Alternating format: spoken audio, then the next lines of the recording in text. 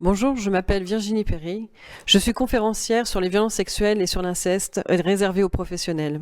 J'ai été moi-même victime d'inceste de mes 5 ans à mes 15 ans par mon frère aîné qui était âgé de plus de 6 ans plus que moi. Ça a été un dédale d'abus et de viols pendant toutes ces années. Mon frère a joué sur le côté jeu d'enfant, donc à 5 ans, je n'ai pas compris en fait ce que je vivais à ce moment-là, puisque je ne connaissais pas la notion du bien et du mal, et ce frère qu'on admire et ce frère qu'on pense bienveillant, ben on le suit. Ça dure pendant des années. Je me réveille en fait à peu près à l'âge de 12 ans avec les cours de sciences naturelles à l'école, où on met des mots, et à ce moment-là on met le mot reproduction, pénétration, vagin. Et là, je me réalise que ce que je vis avec mon frère, c'est pas normal. Et là, c'est un cataclysme terrible pour moi. Et je me rends compte que je vais pas pouvoir m'en sortir et que c'est d'une violence inouïe. Donc, je me sens coupable d'avoir vécu ça avec mon frère et je me sens aussi sale. Et je me dis que je peux pas en parler à mes parents. Donc, j'ai décidé à ce moment-là de me taire. Donc, pendant toutes ces années, j'ai choisi justement de le mettre un peu dans le coin de ma tête et de me dire bon allez, on va continuer à vivre, on peut pas en parler, j'ai trop honte. Le silence est plus doux. Je me construis une vie. Je me construis une vie en ayant une profession que j'adore. Je suis chef maquilleuse dans un opéra. Je suis artiste peintre. Je suis musicienne. Je deviens maman.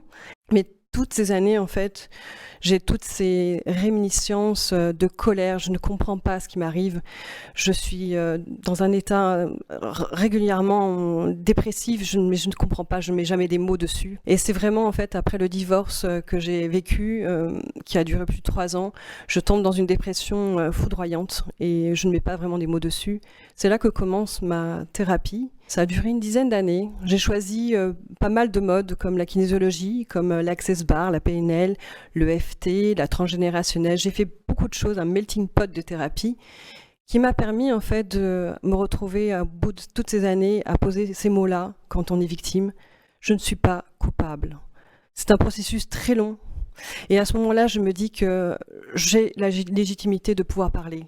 Je décide donc à 37 ans de parler à mes parents. Donc vous imaginez bien ce cataclysme familial, c'est absolument terrible, surtout quand mes parents réalisent que c'est leur propre fils, leur propre fille.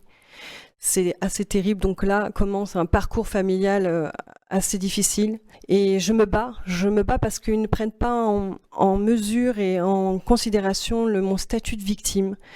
Et ils comprennent pas toutes ces colères que j'ai pu vivre et tous ces désarrois de toute cette vie. J'ai décidé de porter plainte. Donc à ce moment-là, j'avais les délais de prescription qui étaient déjà dépassés. Donc mon dépôt de plainte a été débouté. C'est à ce moment-là que ma colère a redoublé. Je n'ai jamais eu une colère aussi forte de ma vie.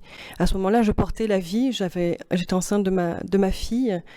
Et au 7e mois de grossesse, j'ai décidé de raconter mon histoire. Je ne serai pas entendue par la justice, mais les écrits resteront. Et j'ai écrit toutes mes nuits d'insomnie avec la vie en moi.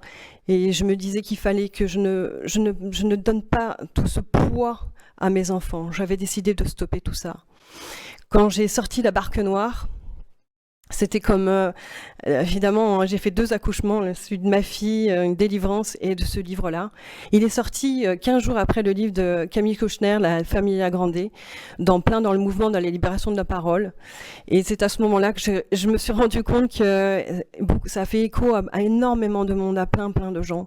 J'ai reçu des milliers de messages. C'était comme si on appartenait à une catégorie, en fait, de victimes et qu'on se sentait tous solidaires, dire moi aussi, je l'ai vécu. Le fameux mouvement MeToo. C'était une évidence que ce combat-là serait le mien, que je serais sur le terrain. Et je ne fais que ça depuis 2 ans, à être sur le terrain, à travailler avec tous les professionnels, avec les brigades de mineurs, avec les gendarmes, avec les médecins, avec les directrices de crèche, avec les centres aérés, les sages-femmes, les médecins, toutes les corporations qui travaillent avec les enfants, qui sont en contact avec les enfants. Et je me suis rendu compte sur le terrain, justement, qu'ils ne savaient pas détecter les signes et les mécanismes des victimes et des auteurs. C'est absolument systémique. Donc j'ai décidé justement d'en faire mon cheval de bataille. On sait que maintenant, il y a 6 victimes sur 10 qui sont atteintes d'amnésie traumatique. Donc le temps qu'elles mettent des mots sur ce qu'elles ont vécu et le temps qu'elles se permettent de dire je vais pouvoir porter plainte, eh ben, les délais de prescription, souvent c'est trop tard. Donc c'est souvent double peine pour les victimes et c'est pour ça qu'on se bat aussi au quotidien. J'ai décidé aussi de faire la sensibilisation pour les enfants en sortant un livre qui va sortir en 2023. Pour moi, le plus important, c'est la sensibilisation, que les enfants comprennent ce qu'ils vivent entre le bien et le mal, qu'ils comprennent au moins une fois, qu'ils ont entendu au moins une fois ce n'est pas normal de vivre ça enfant, parce que ça devient un véritable fléau. On parle de 3 enfants par classe, on parle de 165 000 victimes par an. Ce n'est plus possible et on sait que les violences sexuelles sont souvent intrafamiliales, on parle de 90%. Donc il faut vraiment mettre en alerte, il faut vraiment débloquer des moyens au niveau national. On demande vraiment le plus urgemment ce débloquement. Voilà, et je voudrais qu'il y ait cette prise de conscience collective, parce qu'on est tous concernés par ce fléau, on est tous concernés de près ou de loin. Le combat que je mène depuis plus de 2 ans me fait justement un écho aussi à mon vrai travail de réparation et de résilience en famille, puisque mes parents sont devenus des véritables militants, et que je veux aussi témoigner en tant que famille de victimes, et de dire qu'on peut faire d'un drame une force, et que j'ai besoin aussi de témoigner et de lancer cette positivité, de dire qu'on peut. On a toujours ça en soi, mais on peut quand même vivre où c'est plus doux et qu'il faut absolument s'occuper de ce fléau au quotidien parce que ça devient, je pense, un vrai problème de société.